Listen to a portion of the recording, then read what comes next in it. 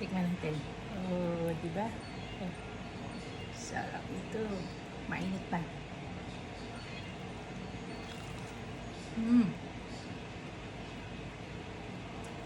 Sarap. Kuhaan muna natin yung potato.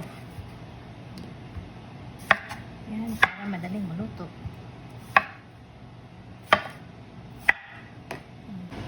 Ngayon, ilagay natin sa tubig. Tapos, pakuluan natin hanggang sa lumambot.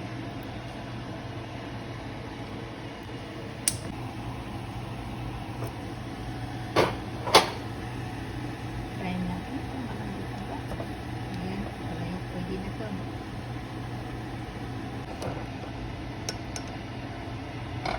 Lamigin muna natin bago natin balatan.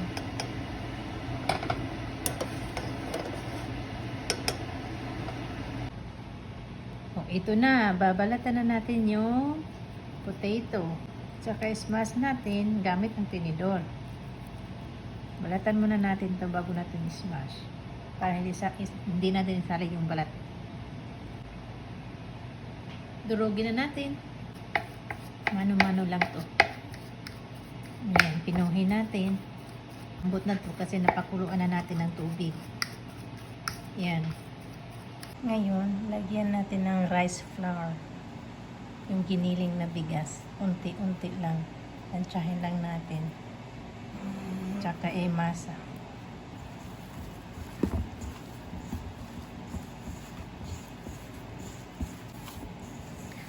Pwede din kayong maglagay ng asukal kung gusto niyo ng matamis.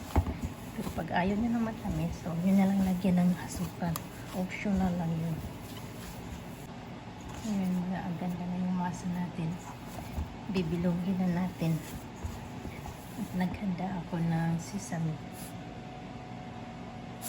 para i-coating natin. Ayan. Ikot natin dito.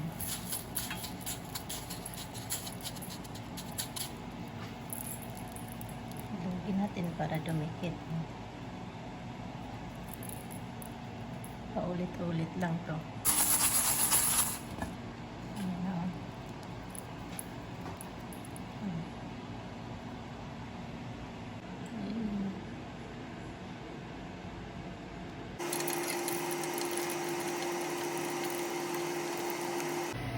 Ito na lumulutang.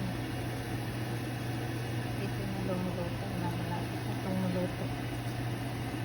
Lumulutang na yan.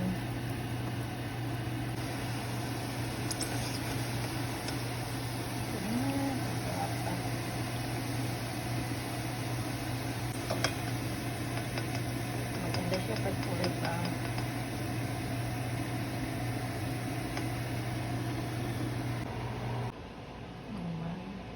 Ito na yung potato natin. Ginawa natin sesame balls. Ang ganda. Oh. Wow. Gawa lang to sa potato. Gawa sa potato.